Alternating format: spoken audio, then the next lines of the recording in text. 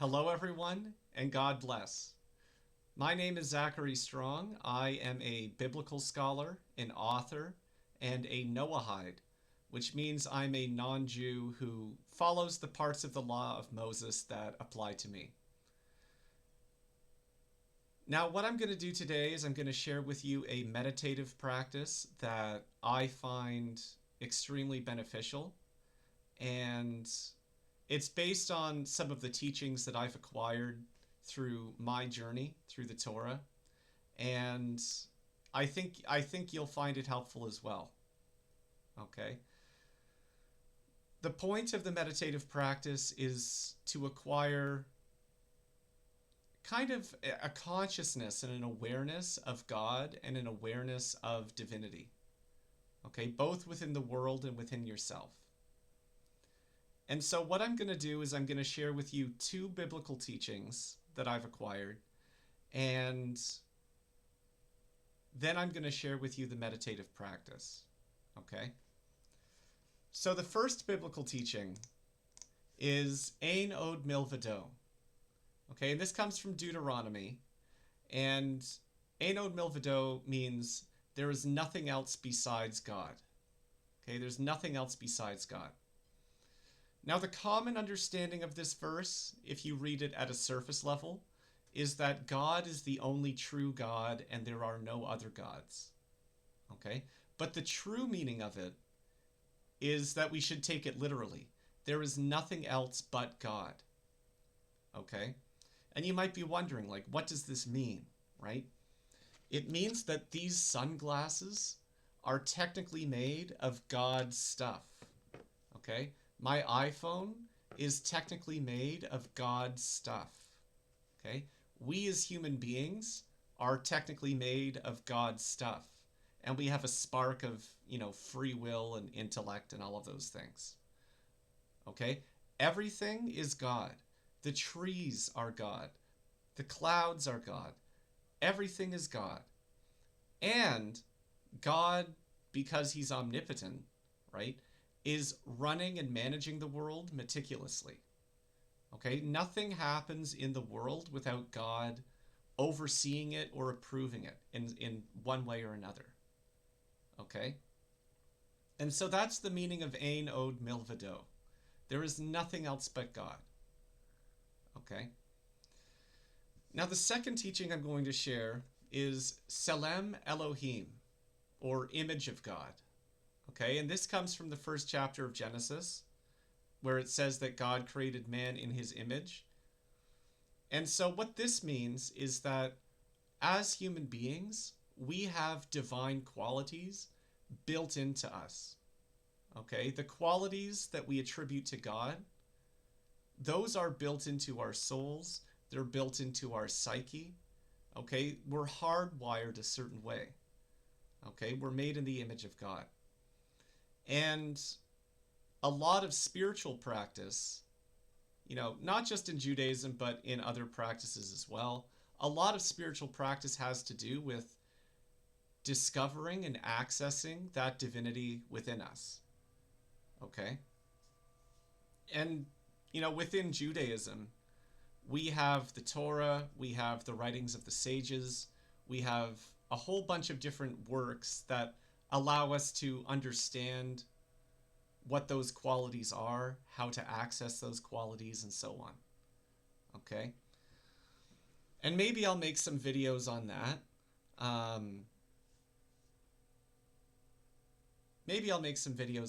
But for now, we can just trust that we have divine qualities built into us. Okay?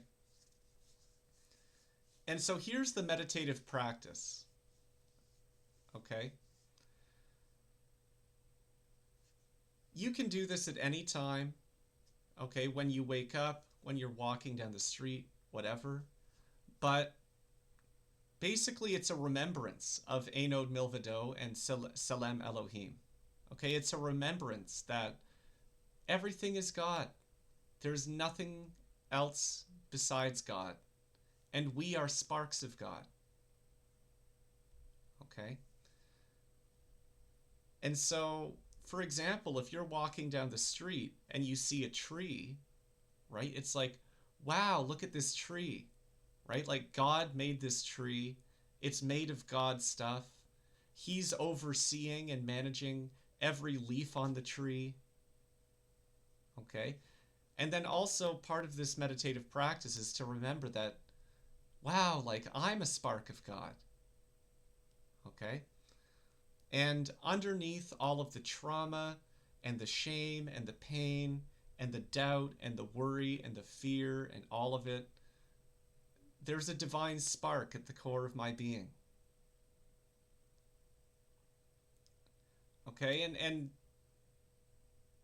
the reason that I call this a meditative practice as opposed to a meditation is this is something that you can do, as I've said, basically at any time. Okay? And the more that you're able to remind yourself of this, the more you're able to remember this, okay, the more you'll be able to get in touch with, what I would call God consciousness, okay, divine consciousness, okay, because if you're moving through the world and in the back of your mind, you can remember that, wow, this is all God, and I'm a spark of God and a part of God, and the people that I meet are sparks of God, and it's all just God. Underneath all of the pain and the confusion and the anger and all the stuff in the world, right? Like the underlying reality is God. Okay? And so that's the meditative practice. And for me, I guess the reason I developed this is, I've experienced the kinds of pain in my life where I need to keep reminding myself of this, right? Because the pain and the trauma and all the bad stuff happening in the world, okay, in some ways it's almost like an illusion, right? If someone is evil and they're hurting other people or whatever, obviously that is like real, right? Like someone is making decisions to hurt someone else, but they're only doing that because they have this illusion that God doesn't exist and they're separate from God and so on, right? But once you tune into, at least for yourself, that there's nothing else but God and we're all sparks of God, right? You just start experiencing the world in a different way. Okay? And even the negative things that happen to you or in the world, right? You can start to understand that there's some kind of plan that God has, and those negative things happen to be part of the plan. And, for yourself, like the pain and the doubt and the fear and the negativity and so on, you can start to recognize that, like, this isn't really who I am. This isn't really who I am. Because at my core, I'm a spark of God with all of these divine qualities, right? All this negativity that I feel or whatever, it's not really who I am. And so, yeah, I hope that helps. I find that a lot of people, even religious people, like Jews, Christians, everyone, like, it's easy to forget. It's easy to forget that there's nothing else but God, And so the more that we can zakar, or remember these things, the better our lives will get. So that's what I had to share with you today. Thank you very much. I've got some other meditative practices that I'll probably be making videos on, but in the meantime, my YouTube channel has a whole bunch of biblical proofs and some Kabbalah. And I've also got a book called Ticket to Heaven, available on Amazon, link in description. So yeah, lots to offer and lots more to come. Thank you very much.